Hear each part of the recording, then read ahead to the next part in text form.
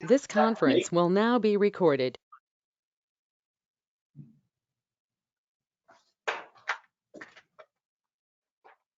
Ready to go, Zach? Good evening, everybody. Let's call the meeting to order for the August Planning Board meeting for the town of Cape Carteret. First thing on the agenda is the approval of the meeting minutes from July 6th. I'm going to give everybody a minute to take a look at it, and then we will go ahead and take a vote.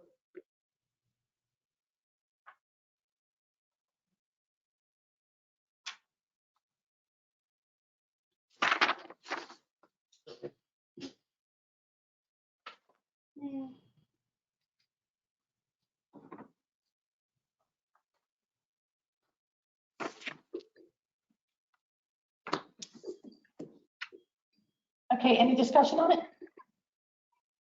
Sure. Towards the bottom of the page where it says fourth line up, Sharepoint asked if we want it to be used for roll-off, and then he answered, you know, future. Also, he mentioned the boat and storage. So back to that one. In addition to the roll-off. So to be used for roll-off and boat storage. Okay, anybody got anything else? Paxton?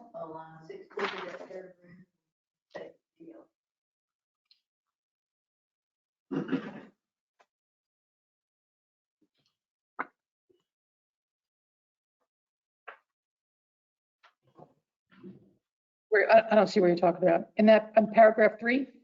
Right.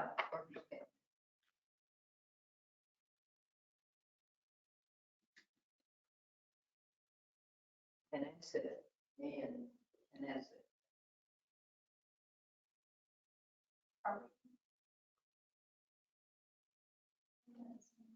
Yeah.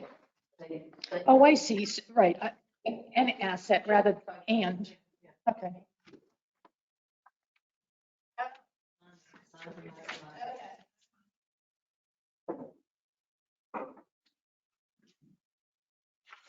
Okay,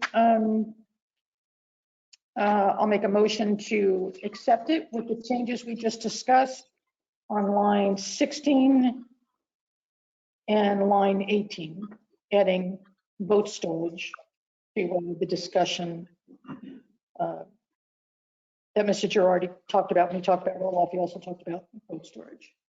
Can I get a second? I'll second. Second, show of hands, please. Okay. Let's see. Okay, so the next thing that we have on the agenda is UDO discussion, but before that, I'd like to add rules of procedure for the planning board.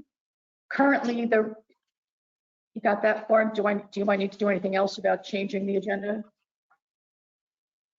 So rules of procedure would be 3.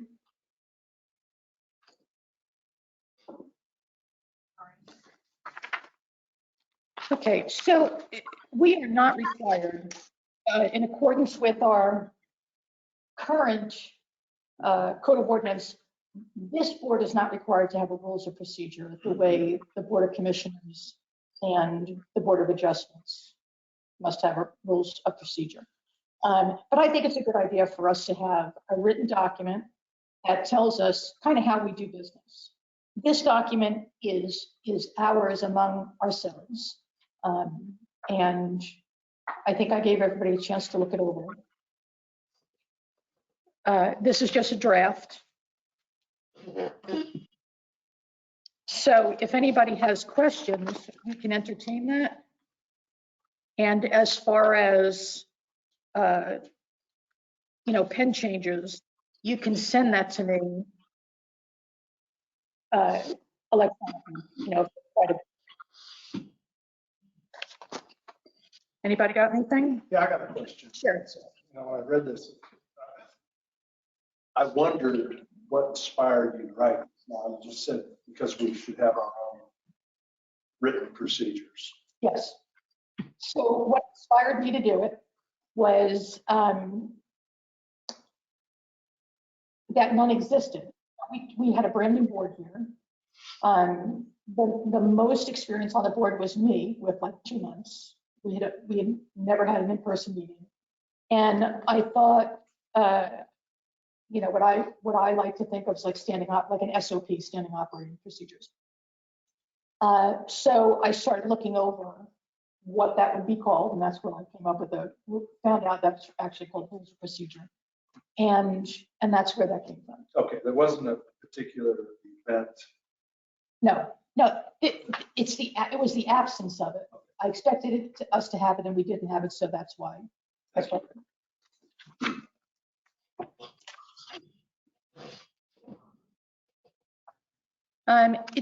If nobody has anything earth-shattering, then we could vote to adopt it. Does anybody? I'll second. Okay, so Paxton, what is it regarding discussion other than pen changes? Well, I just had one question, and I thought we were supposed to have discussion after the motion. I'm sorry. Go ahead. I had a question as to how appointed members shall serve.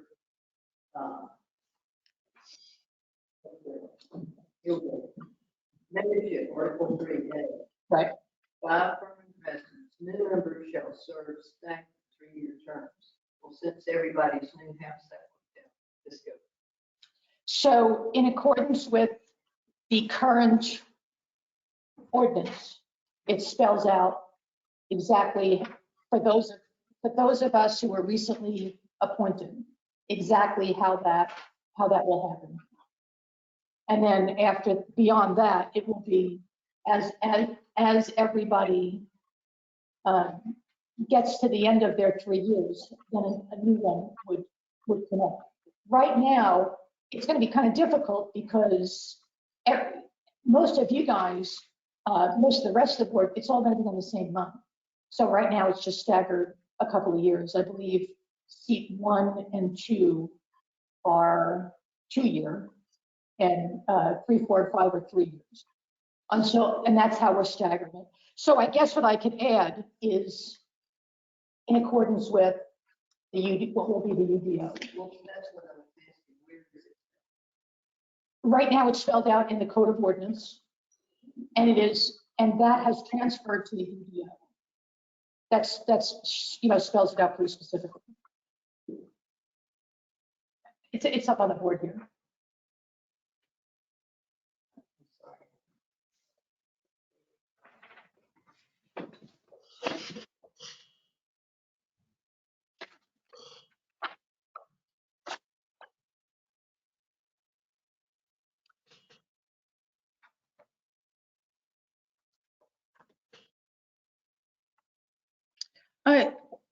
One of the questions I had is, so on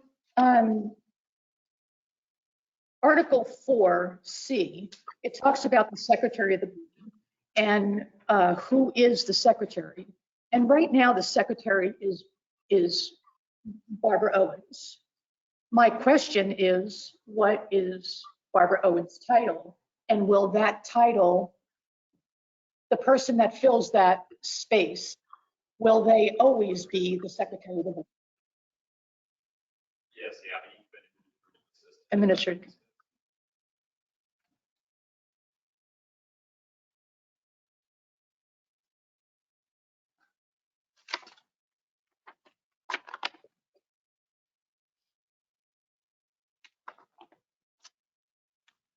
Any more discussion? Well, my question is. Yeah. Is where are the names spelled? Where are the names? Who's in C2? Who's in C? I'm just asking.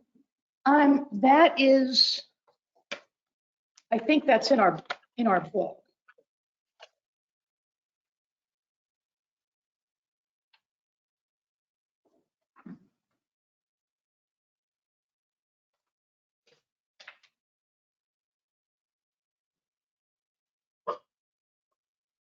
Yeah, so 1 is Neil, C2 is Cameron, 3 is Sarah, Seat 4 is Bruce, and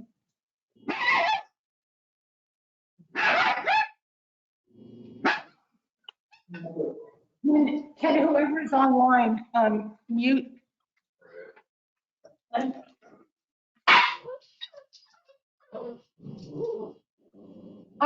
don't know if there's, I don't know if we need to put that much detail into this document.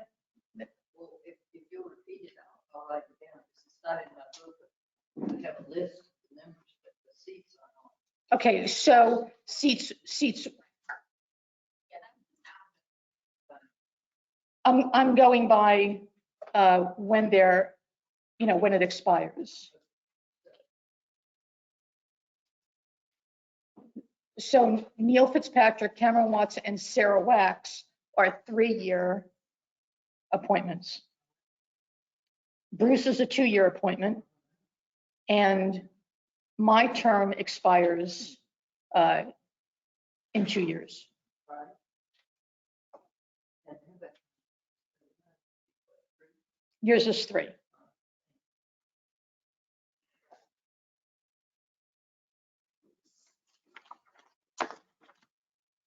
Okay, are we good to adopt these rules of procedures? Other than the pen changes we just talked about? Okay, can I see a show of hands? Okay, motion carries. Thank you very much, folks. I'm much happier when,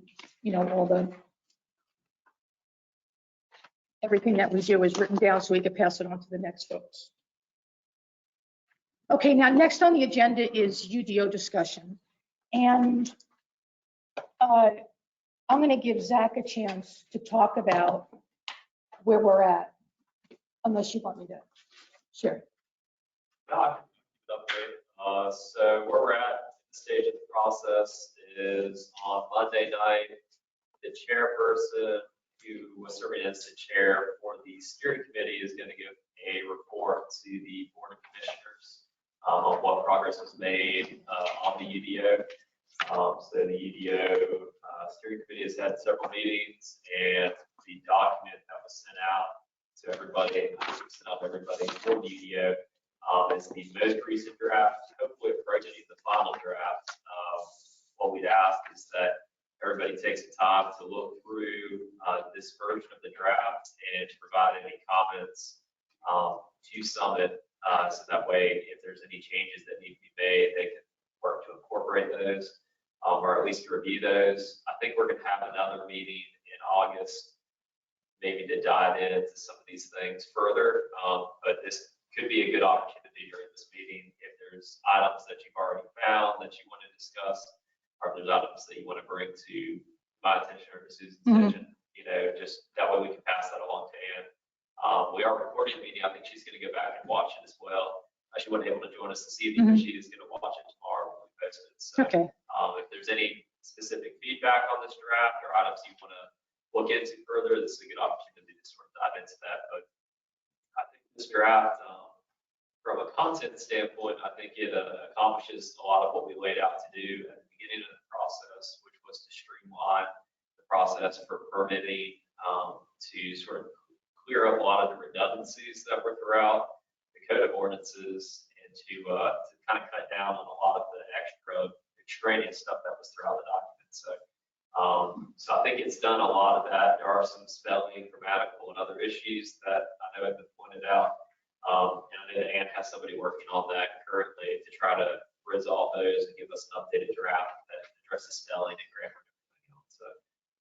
So I know they put a lot of work into it, and this is by no means the final draft, but we're definitely approaching what will hopefully be the final draft for adoption.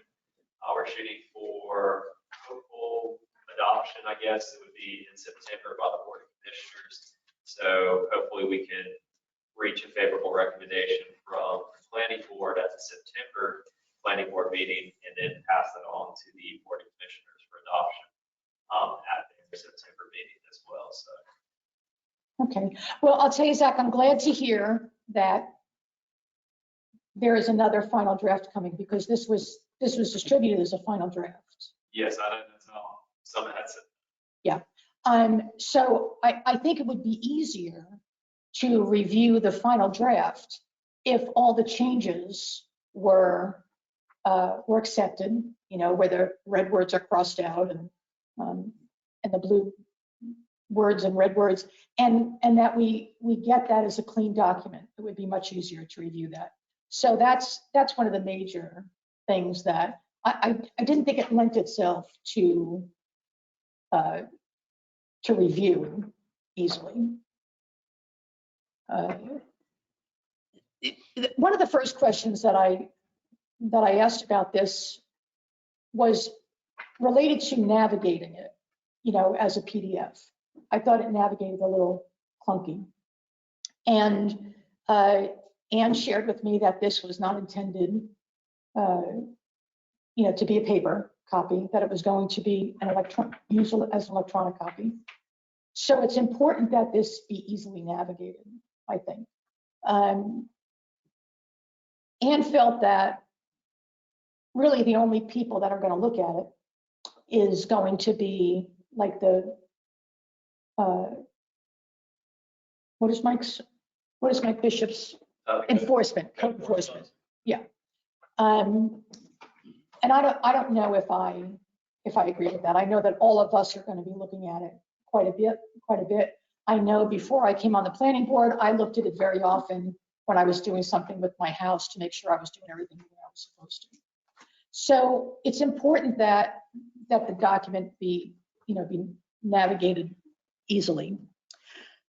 As far as it being an electronic document, it doesn't have any of the functionality you would expect with an electronic document. For instance, when you go down to permitted uses, the table of permitted uses, that's about 5 pages long. And as you scroll down to the next page, you lose the headers. And I think, I believe there's 6 or 7 columns in that table. So it's hard to remember where each column is. So it's important that as it goes down to the next page, that those headers lock in. And that's 10 columns. 10 columns, yeah. I had already told Anne that all of the references should be hyperlinked. And I think she started working on that. I also think it would be a good idea if the fee schedule and the zoning map also be hyperlinked to the what we have on the town website, which is where it says it is. But it would be more helpful if you could just click on it. And I was concerned about the inconsistencies in style. And then, so I asked about it, and I was told that there will be no corrections to our old ordinances. And in the document, that's the red words, right? So where anything that was removed is lined out and replaced by blue text, which is all the new text. What you see on here written in red is what is staying from our old ordinance. Is that true? Yeah, as far as I know, and I would agree with I'd like to see a clean draft too. That it's just because right now it is a little confusing with the different color coding. So that way we know definitively if it's in there, that's what's in there, rather than all the straight. Yeah. And I would like to see the styles in the red words and the blue words be the same. In other words, where in some spaces you see a number as just a numeral, and in other places it's spelled out. In a couple of places it did it in the same sentence. So I would like to see, for ease of reading, I would like to see a consistent style throughout the document. I did see a lot of cut and paste remnants throughout it. I did notice that many of the existing responsibilities of the planning board have been transferred now to the UDO administrator. I saw that too. So that, which is Zach, who like really does a lot already. And now he's going to do all this other stuff. So I want to really understand. But is that the intent? Like before we move from that, is that the intent to remove planning board and replace it with UDO administrator? No, I don't think that's the intent. The intent was to streamline the process and to make it a more efficient process. And that's what we hired Summit to prepare this document for us, and we gave them some specific criteria to work within in our RFP and everything. And a big part of that was to streamline the process for development review and to remove some of the complications in the process. I think that was what they were seeking to do with modifying that process. I think one of the big items is in this table of permitted and special uses. That's where I think the role of the planning board is pretty significant when those text amendments come along in determining whether a use is a permitted use or it's a special use, because those special uses are going to go through a process that is a quasi-judicial process that the Board of Commissioners will consider.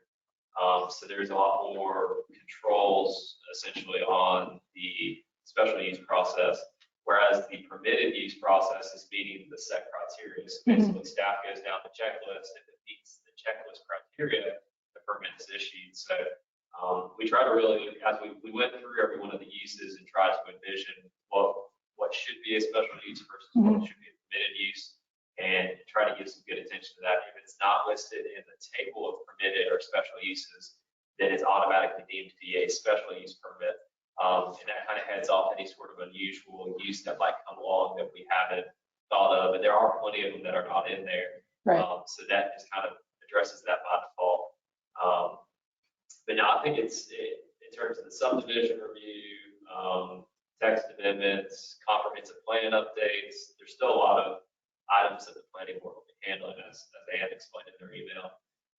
But I do think this streamlines the process, and that's what we had asked them to do. Obviously, this is still a flexible document, so it can go any direction that is desired. So, but I think that was the intention, though, is they were following what the RFP was, which was to streamline the process. Right. They're utilizing best practices that municipalities across North Carolina use. One of the things that I wanted to put on the agenda for next meeting is some training on special use permits, since it is going to be, a big change for us. And I want to understand the difference between conditional zoning and conditional use permits. Because there's a lot of language still there's a lot of language in the UDO about conditional zoning.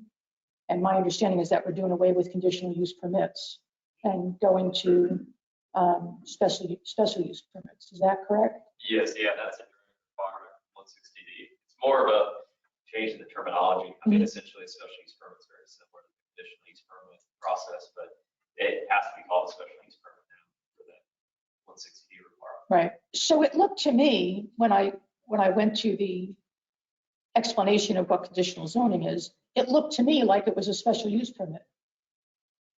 Yeah, it can get pretty complex with, whether it's a special overlay district, whether it's like a district that has certain criteria defined by that district. There's all different ways to approach that. But yeah, a little bit of a difference there. I think this sort of envisions either being a permitted use or a special use. We don't have any additional zoning districts that are in the town. So, but usually there could be one, there could be an overlay district or something. Okay, like that. I see. Okay. I want to get back to your comments about consistency.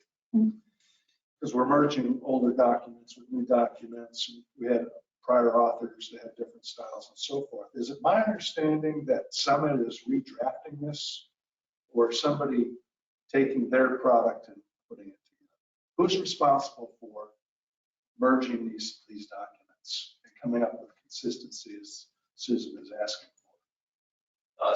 Summit is responsible for that. that's in their scope of work, would be to merge these documents together and come with, and I think what Ann was saying was, I guess some of the existing sections in red, I'm guessing they didn't dive too far into those as much as they did the other sections in blue or in black that they had there. So, but if there's glaring things in the sections in red, I think that's a good opportunity. Well, I would like to make those modifications. So. I would like to sort of along the same lines that Bruce is asking, is their goal to just change the red and blue text to black text? Because there's a big difference between merging it all together and just saying select all and change it to black. Because some of the terms don't even match. For example, they, like in earlier sections, they refer to it as the ordinance. In fact, in section 1.1, it refers to this ordinance as this ordinance, things like that, are sort of synonyms. But then later on, we see the term chapter come back. And actually specifically 8.7 does that. So my question, this is just a general thing, is are we, because in the old one, it was referring to everything as individual chapters, but I almost wonder, are there some chapters that really mean this ordinance? Like the terms don't stay the same. Another one that is like that is UDO administrator is established early on in the document, but later on in chapter or section 8.13, there's a reference to a permit officer. And so is that the same as the UDO administrator? Is that now a different person? It's one of the things I noted that's on my list of just general comments is the terms for people and things don't stay consistent. And I think that's a big problem, because I understand, I can read it and I can understand the intent, but this is the type of document, it really doesn't matter what the intent is, it's what it says. And that's, I think that's important. You're gonna say something too? Well, I agree. I mean, I have a whole list of all these inconsistencies, and then I just got sick of writing them because it really was the result of old text and new text, and a significant amount of cut and paste, probably from other UDOs, right? And I know that because you can see there's a lot of remnants of the cut and paste still in the document. So I think that's where we really have to dig in and make sure that the document reads well. You know, any document that's that long. I mean, for goodness sake, the biggest complaint about the Code of Ordinance was that it was impossible to read, right? That it was difficult for anybody to navigate it. Two things: it was difficult to read and it was difficult to navigate, even though it was, it was in a book, but flipping back and forth. And now it seems like we've got an electronic document that is difficult to read and it's, difficult to navigate. So I think it's important that we get, what we wanted out of this UDO, not just meeting the state statute for it, not just meeting this 160D requirement, but to actually get out of it what the town needs. I don't think merging them, like turning black text or red text into black text, is the answer. I don't know what merge the two documents mean, because this was presented, I treated it like a final draft. So I just don't know, I just don't know.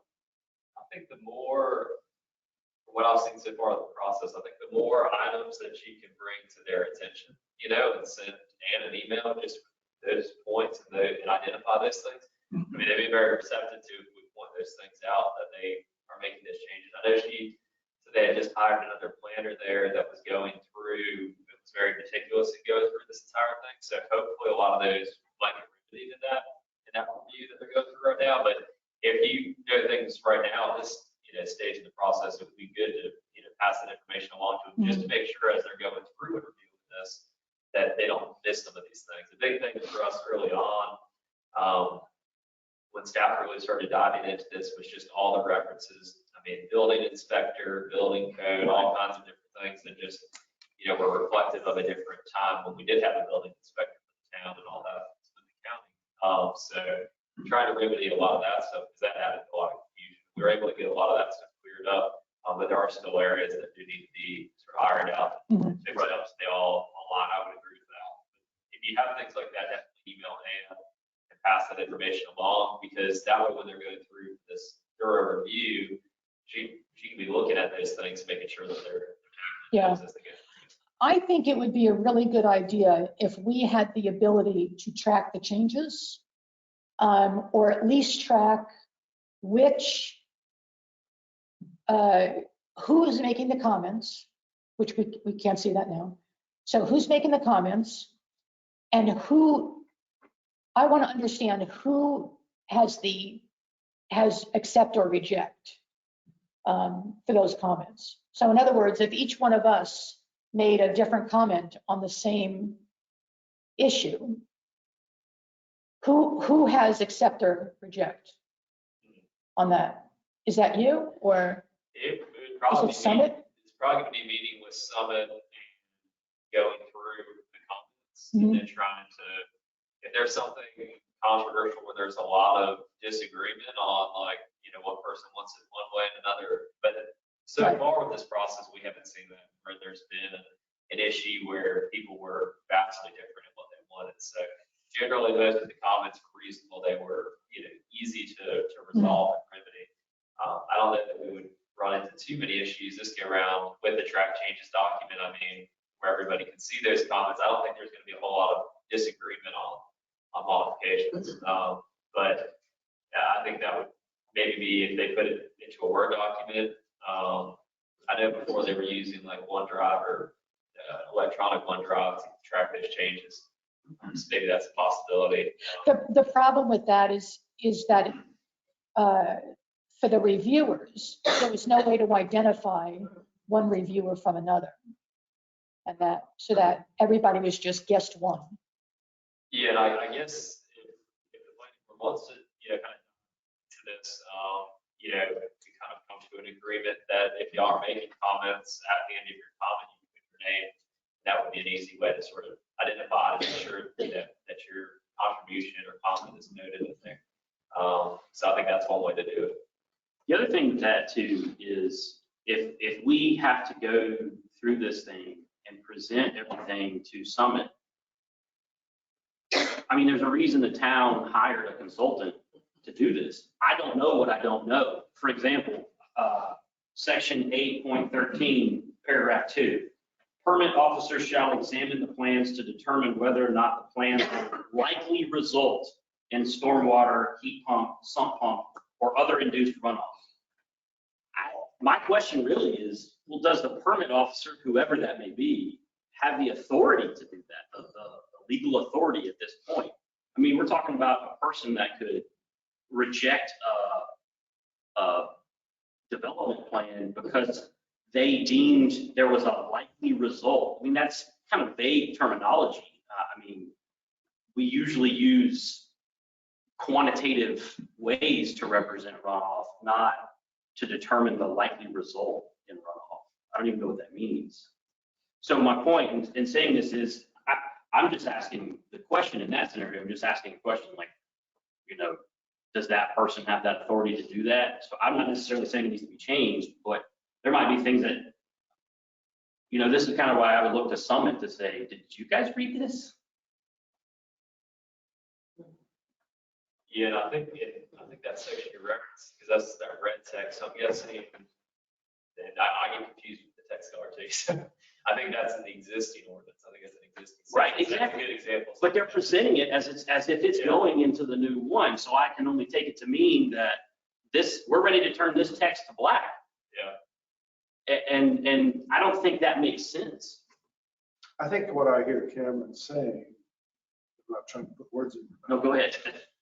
But Summit was hired as a professional guidance on this, and assuming they have lots of experience in this matter, they should be able to tailor these words in a way that makes sense in the right amount of detail.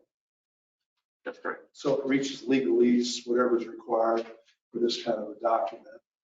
And if a single person from Summit is reviewing the overall document, they ought to be able to catch inconsistencies in style, which are two different matters. We're talking about content and we're talking about style. And we're missing both of them. So I don't know what kind of marching orders we're giving Summit, but they don't seem to be marching in our direction right now. That's what I'm sensing. So I'm wondering if the answer is, does the planning board want to have closer contact with Ann, or do we want to continue to work through you?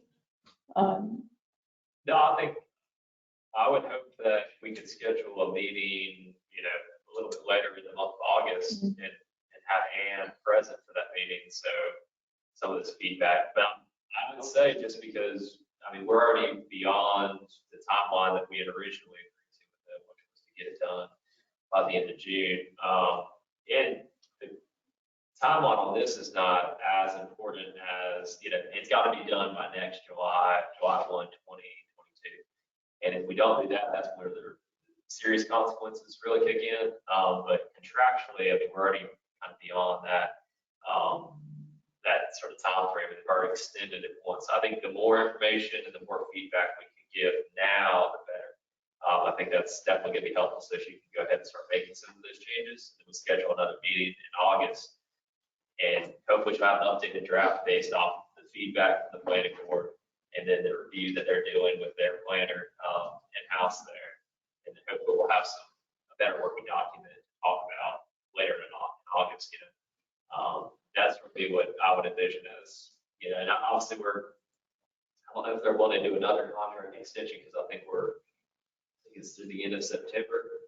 I think that's when we extended it to. So, but the more feedback they can get now, the better. And I do agree. I think that's all great points that have raised about some of the issues in here. And I think they just, a lot of the stuff that's in red, I think they're kind of just leaving it as Well, that's what she told me. and it's just, it was dysfunctional before. We're not unfortunately, this isn't making it functional, because it is. From the staff standpoint, we definitely don't want stuff that's kind of like arbitrary or discretionary without clear criteria to work off of. Is challenging from the staff standpoint sometimes, especially if it comes down to denying a development or an approval because it's ambiguous, right? Then it's definitely better to have the detail, or at least have a process. So like it says, a property, for this instance, if the property is creating runoff and the permit officer determines it's creating runoff, in that event that determination is made, the applicant needs to secure a qualified engineer to, account for that runoff or to demonstrate why that runoff is not occurring and that review analysis was incorrect or something to that effect. But have a, follow-up step kind of thing and sort of highlight what those criteria are. I think that could be helpful, sort of hone in on exactly what those criteria are for this section. So, and I do think the sooner that feedback is given to Summit, the better in document we're going to get out of this. So. Yeah, I think it would be easier to give feedback if the document looked better.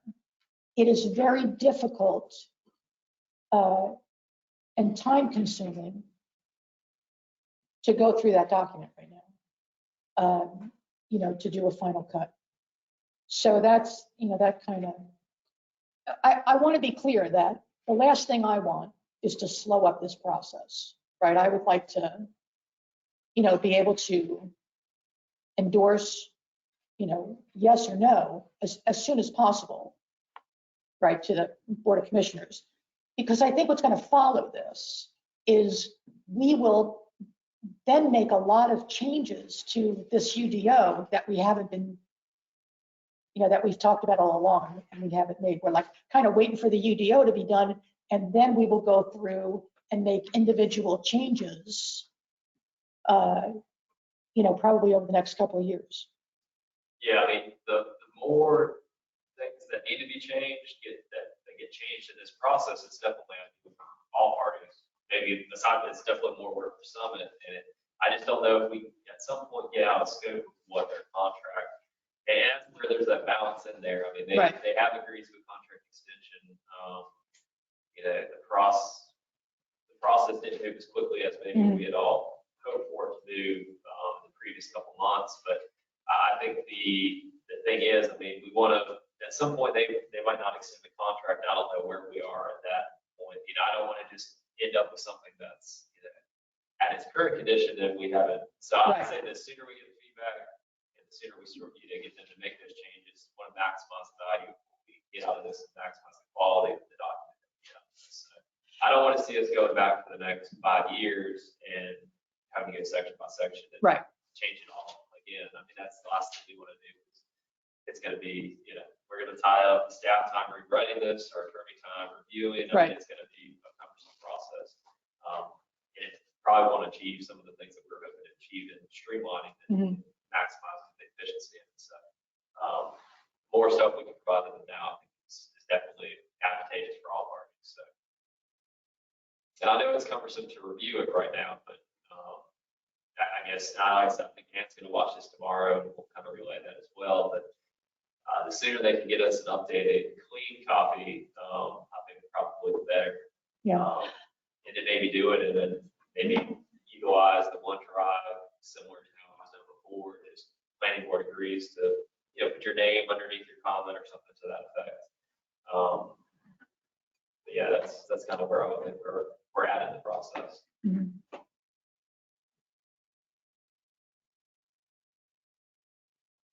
But if we do think we're going to need more time, another consideration is we do have to provide a pretty good amount of public notice on this too. So we're shooting for the September Board of Commissioners meeting. We're going to have to get that notice out, relatively soon in August to make sure we meet all the statutory, deadlines for that. So if it looks like it's going to be pushed to October, I need to go back and look at the contract and see.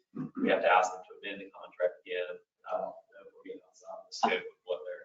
I would rather we push to get it to the September meeting, which means that we've got a lot of work to do over the next month. And so does Ann. and we're going to have to work together. Yeah. I mean, it's definitely a team effort, and it's all hands on deck. Exactly. I mean, it serves everybody's interest by making sure that what we end up with is the best possible document we have. I mean, that's what the end goal is. So, for ease of use for the planning board in the future, when doing reviews, when the town is reviewing documents that come through for the staff side, and then for the citizens who are business owners who are trying to go through the document and determine what is allowed and not allowed and what the process is. So, I mean, it benefits all parties. The better the document is, the better the end result. So. But also makes the planning board an easier job. Ultimately, when you're left to just look at the document, it's black and white right there in the document. That's the planning board's decision. It's clear cut. So I think it does make our job easier. And that's what I hope for. So I'd like to ask questions. So if they contractually cannot change anything in the red, that begs the question, what if there's something important like you was talking about with the water runoff? What is the process going to look like if their contract ends and there's something major like that? Then it kind of falls back to town staff. We'd have to just kind of maybe block off such number of pages or sections and tackle that, and then bring it through the planning board, bring it through the board of commissioners, and then repeat that until we make the way through the whole document. So it's definitely going to be a little. I mean, it's going to be some substantial investment of time, but if need be, we'll do it. So it gets done. I mean, I want it to be right, and I want it to be something that we're proud of as an end result. So I think at the end of the day, I want it to be something everybody feels good about. So the next thing we need is to talk to Ann about how we get a document that is really ready for review. I'm not clear on why do we have the red words crossed out? Why are those even in the document? What's the purpose of that? like where she's got Just some to show that it's structure. been reviewed. Mhm. Yeah, I think the red strike through is showing where there is, this was in the code of ordinances and it's been removed. That's where that like strike through is. Right.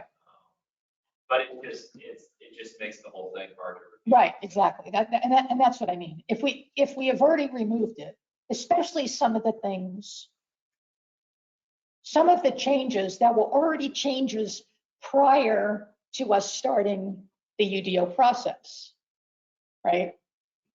You know, why are they struck out? Like that's actually been lifted from the existing UDO, where your staff struck it out and put in the change, and they're kind of carrying that over. And that's what I mean. That makes it difficult. A little bit more confusing. Yes. Some of the stuff already has been approved. It's Right. been approved for a couple years now. Right. So it really should just show up as, you know, and I think maybe having it all one color and all in a form where anything that was struck through was out of there, and we're looking at just a clean document that comments can be made on. I think that would be helpful. Well, I think there's value in having that red, blue, and the strike through at the point that we may need to brief the Board of Commissioners on what substantial changes were made. And then we can go back and look and see what that substantial change was. Because I imagine they're going to ask that question. What changed? I'm sorry, say your name, please. I'm Pat Howe at 306 Easy Street. I've written technical documents for over 35 years. Madam Chairman, you're exactly right on. You need to have a clear understanding of what changed and what changed in every experience. It's a little spec. And so even though it is a hard document to read, you can't just, like this gentleman points out, you just can't scratch stuff out and put everything in black. You have to understand where it came from, why it changed, and when it changed.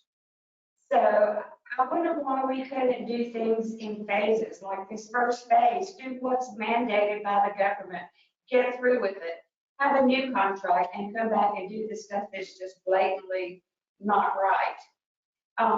A question to you, Mr. Steffi.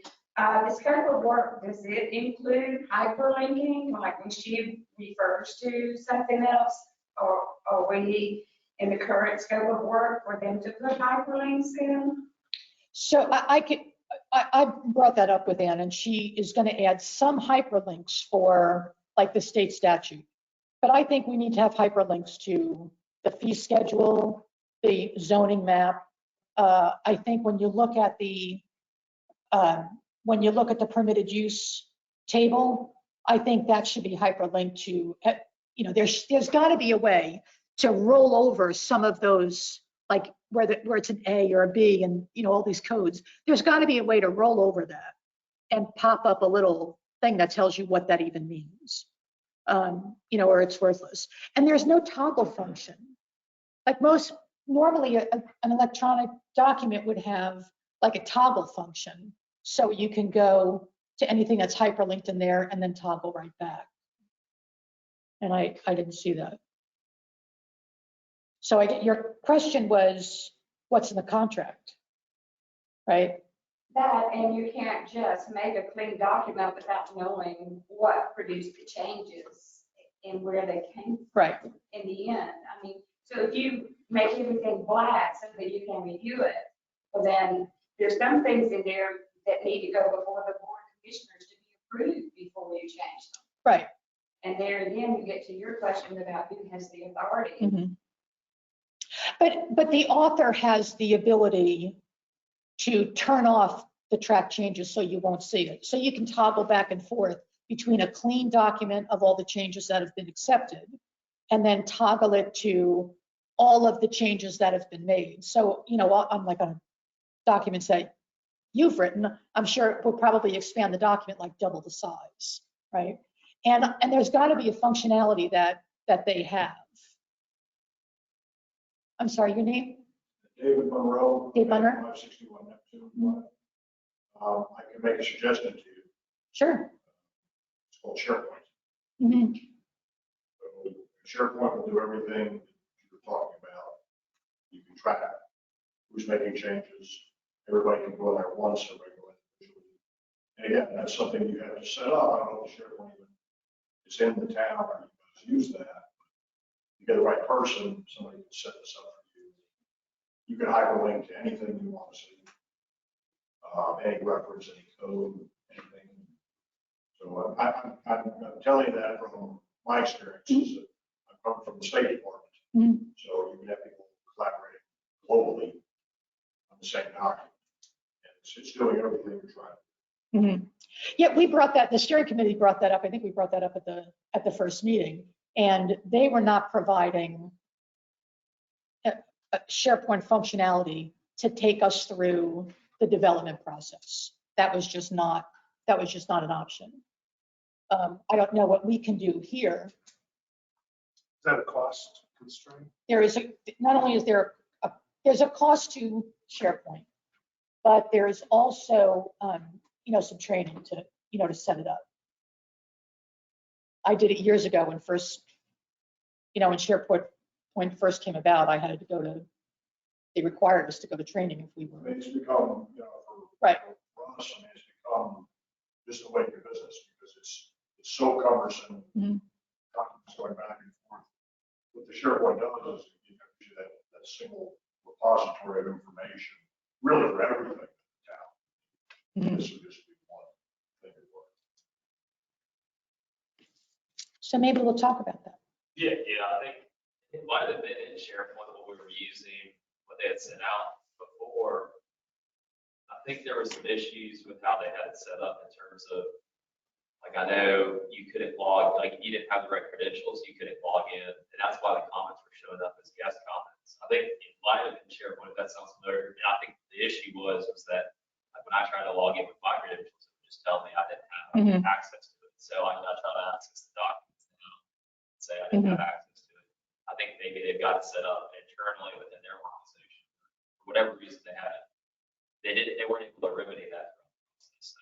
And I think we also had some, folks that had varying degrees of experience with using that too, which complicated that as well. Yeah, Zach, I can tell you from experiences coming out of what I just retired out of. We have SharePoint to support all of our training.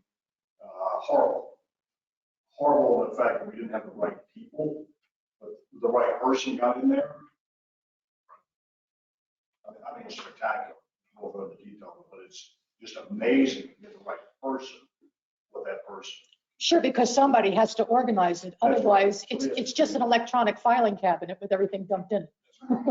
Right. It's $5 pretty easy.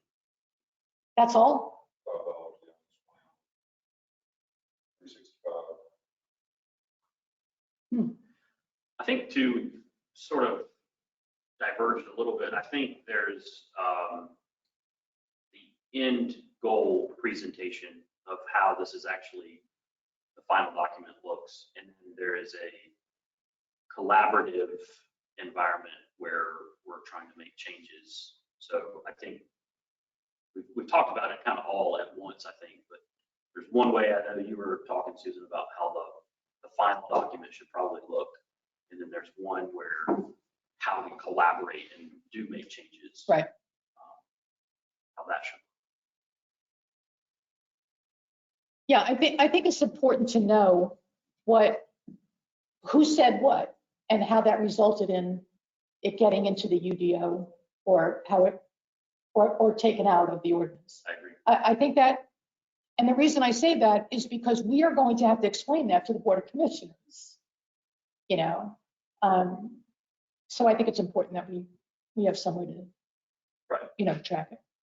I think an example of that would be one of the stricken text removed because covered under 160D, blah, blah, blah, blah, blah. Then well, this was taken out because of it's already over here. Sort of thing. I think some of those things were in there when you look at the comments. Right. They were. Ann's comments were in there. 7.2.7 basic studies, the whole paragraph is stricken, but there's no comment or Right. doesn't say why. Well, all of the comments that have been made in the past that got us to this final draft, none of those comments are in there. All we see is Ann's comments.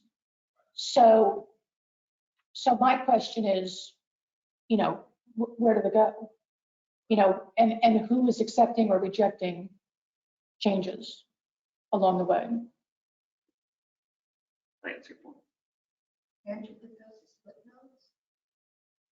In footnotes? Footnotes are in there, instead of taking up space in the actual document, it should be changed to.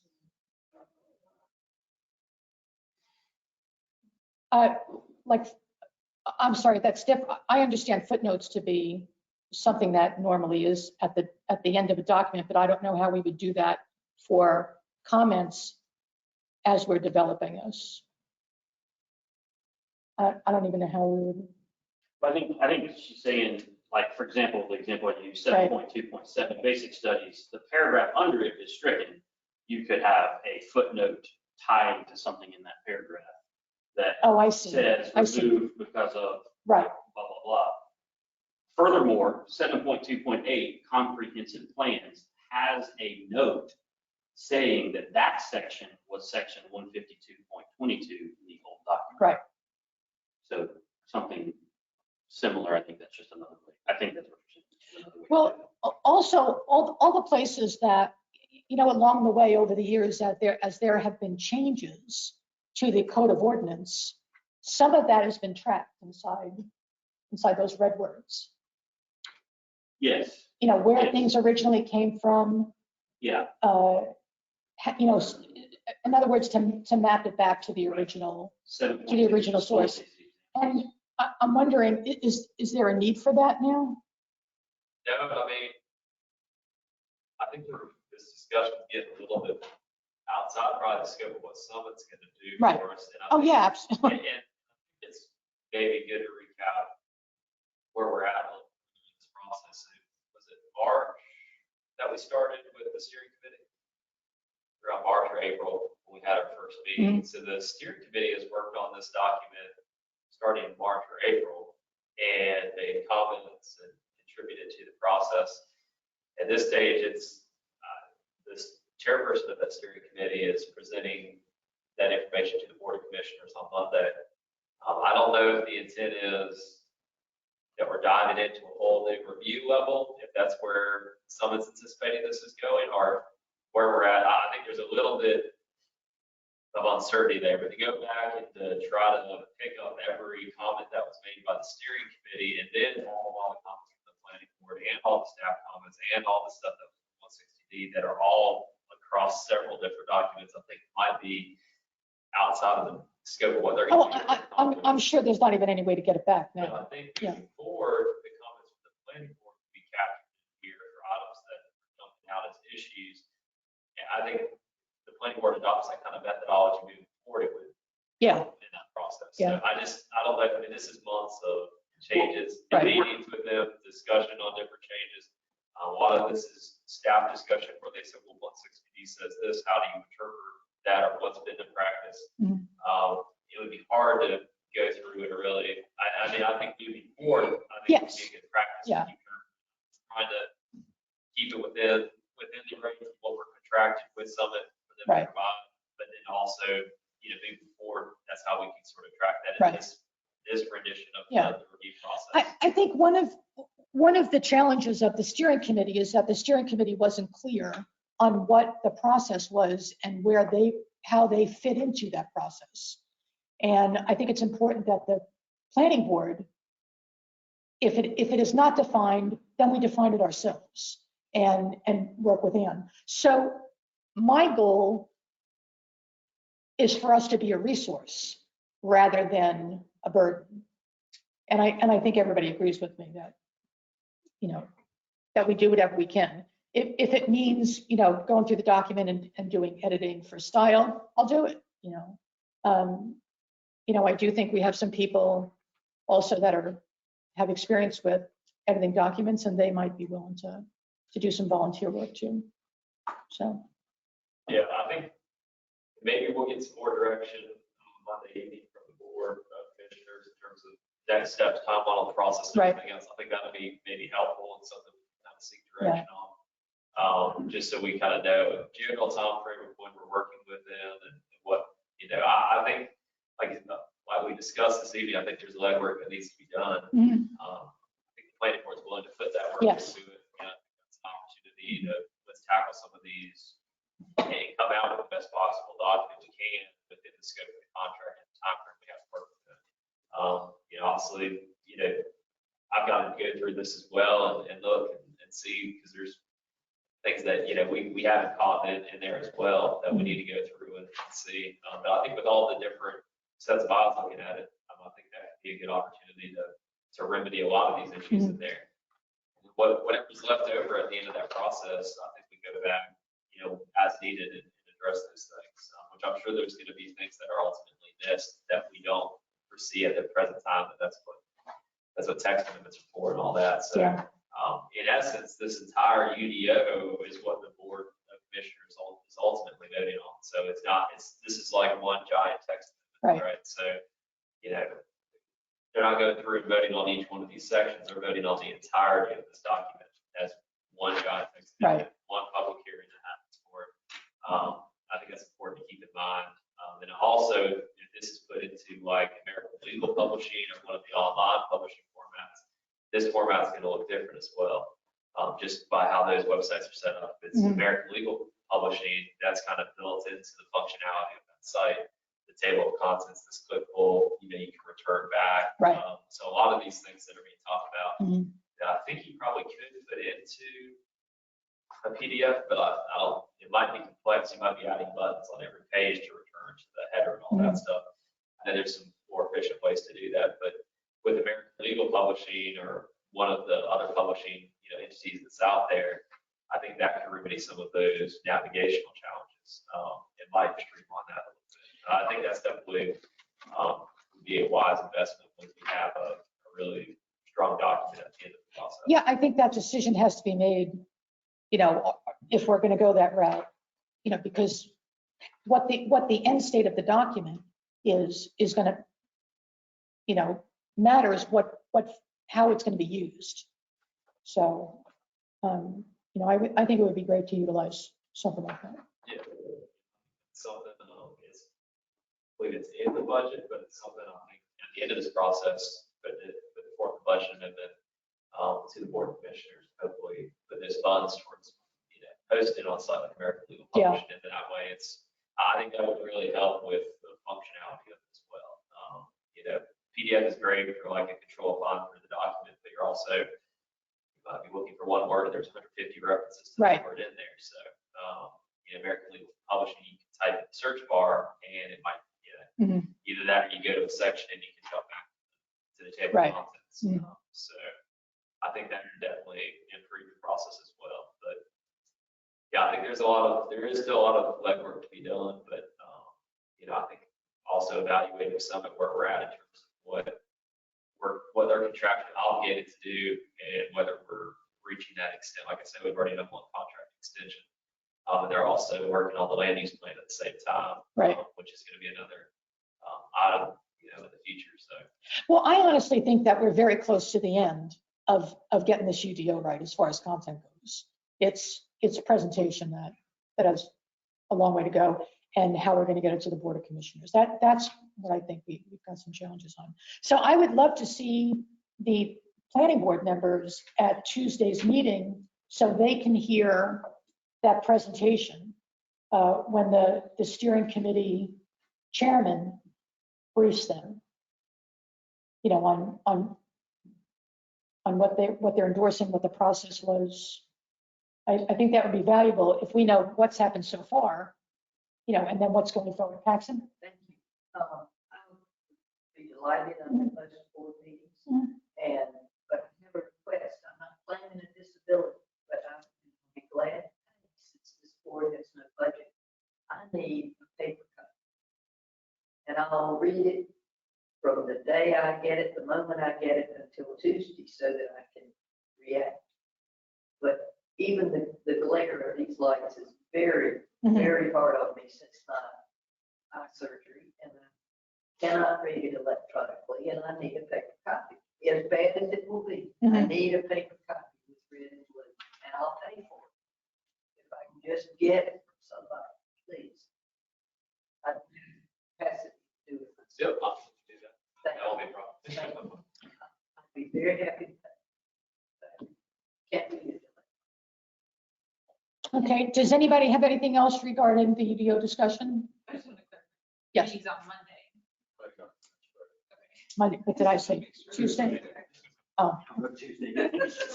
everybody should like, In terms of follow-up meeting, I wanted to see if we could maybe identify a time that works for all the planning board members. I think we had discussed maybe doing it on like Tuesday night. Right. 6 o'clock or something like that. Towards, I mean, it could be, I have 17 now. the 17th, I think is that what we gave them? Maybe Amy Yeah. could be for that. and do we, is this a working meeting or is this going to be a public meeting? It'll still be a public meeting, but I think the goal would be to dive into some of these items that were brought up today. Hopefully, I mean, if you have comments at this point in time, pass those along to Ann so she can start work on that. Because ideally, if you put some of these comments forward to her right now, when we meet again, let's say it's Tuesday the 17th, then those changes were already been made, so we don't have to go back and rediscuss all that, and then we can kind of dive into some additional issues. Well, let's make that a goal, right? So planning board, we get our comments to Ann, or you could send them to me and I'll forward everything. That we get it to her by, can we do it by the 13th Of August? of August? So she can work over the weekend, putting all the changes in, and then Zach can do it too? Get a paper copy. I'll read. Okay. Does that sound good, Zach? Yeah, that sounds Okay. good to me. Yeah, because I'm marking on the calendar, planning board special meeting Tuesday, August 17th at 6 p.m. So that's what we had talked about. So I think she might want it sooner than the 13th date, but I mean, so I'd say the sooner the better. And I'm gonna go through too and see, make some comments as well. But I think it would be great if we could have this in SharePoint, and be able to make some of these comments too. So I also forgot that as well. If we could, there's a way we could go ahead and put that into SharePoint. And do we know who else is reviewing and sending changes? Do we have a list of who this review team is, other than us? So it'd be the steering committee, comments and provide recommendations and everything else. And then there's Ann and a couple of folks in her office who are doing it. And then myself, Mike Bishop, and Heather's gone through the document as well. So we've been making, pointing things out that we know have been issues or that need to be addressed and looked at. Some areas where there's a lot of duplication of sections. So Yeah. one thing we try to clear is like there was enforcement sections all throughout, Mhm. and from a staff perspective, we want one enforcement section, and we go to that enforcement section and it describes the process, the penalties, the notice requirements, and it's all right there. That was our goal, was to get one section that deals with enforcement, applies to the entire UDO, as opposed to how it is now. It's all different sections, all different processes, all different number of days. I mean, it's very cumbersome because it's always a different process for different things. And it's hard for the public to keep up with as well. We're trying to decipher what's the penalty for this and that. So we provide some commentary like that.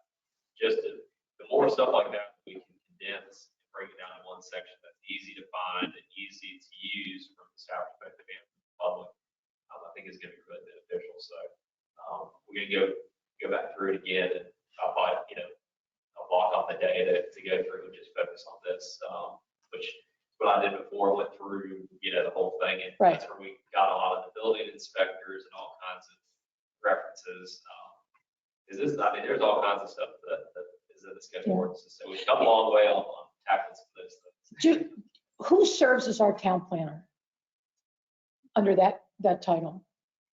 I guess that's why I'm serving as the town planner. You are, okay. Yeah, like, it's like either the UDO administrator or their designee. I mean, Mike does a lot of that as well. So. Okay, because when you read some of, when you go to some of these references, a lot of it talks about town planner. Yes, that's probably copy and paste from other municipalities that could be in there or could be left over. I know over time the town does things differently here. The building inspector was doing it all at one point. It's called a code enforcement officer. There's some references where the chief of police enforces it. I mean, it's just kind of all over the place. So, I think that it definitely complicates things because especially when you're trying to decipher whose duty it is. So we've tried to remedy that too by having the UDO administrator or their designee, and have that kind of be the description. And so just insert UDO administrator wherever, and then cover the definition section that's UDO administrator or their designee, so that way that can be designated out to a staff member. So that kind of remedies and clears that up a little bit too. Okay. So when do we need to have comments to end, and how do they need to be formatted? Because if I write, I mean, I have 3 pages written here, handwritten. They need to be, what I'm saying is I don't know that, because she's going to need this ASAP. I don't know that she's going to be able to issue another release of this document. And we've already talked about the document. Well, I think that's what we need to know is what's coming next and when is it coming? If she's got somebody working on it full time, there could be something coming this week. Yes, we did talk with her today. She didn't have an updated time frame in terms of when that might be coming, but I'll check with her tomorrow and see. Say let's shoot for the 13th. I mean, or sooner. Sooner the better. Okay. And then, like I said, I think we were using it might have been SharePoint before. That she had sent all those links out, and it was all chronological. But a lot of those we just couldn't access. Right. We weren't within that organization, so we didn't have some email addresses we couldn't log in. Right. It didn't recognize anybody else's email address. Which, if we have to use that, I mean the process could just be if you make a comment under there, just put your initials or put your name underneath it. That's one way to track it. But that way everybody can see that as we get through it, and that's probably a good way to tackle that. So, and then packs if you wanted to make handouts on it or something like that. That could be something that we scan in and send out or something to that. I can email comments, I just need to read the document. Okay. So Anne is very responsive. If you email her, and in fact, if you call her, she normally will pick up the phone or at least, and then get you a text pretty quick that says when she can get back to you. So I will give you guys her email address so you can, ask her that. She may say handwritten notes are fine. Oh, okay. Yeah, I had already. Oh, you do? Okay, great. It was in the bottom of the order. Oh, okay. You sent the document. Okay. So I just want to recap a couple of things we talked about earlier. Zach, next meeting, or when you can kind of wedge it in, if we can just get a primer on special use permits, okay? Because this is kind of new, and I think it's kind of new to everybody. So I'd like for you to be the source of the word on that. So we're all on the same sheet of music as we go forward. Yeah, and either that or while we're having the next meeting, give Dan an opportunity to present how they authored that section and go through that a little bit more. Okay. That could be a good opportunity. And any other sort of questions like that could be a good opportunity to ask this as well. Just so they can give their perspective. They wrote that section and they authored that, so that way they can kind of weigh in on what's in there and everything else. And we voted on to adopt the rules of procedure, and in that rules of procedure, it talks about a vice chair. So next meeting, we will, we'll go ahead and nominate and vote on a vice chair. Good to go? Okay. Anybody got anything else? No? Speak now or forever hold your peace. Okay, so can I get a motion to adjourn? Motion to adjourn. Can I get a second? Sarah seconds, show of hands. The meeting is adjourned. Thanks, guys.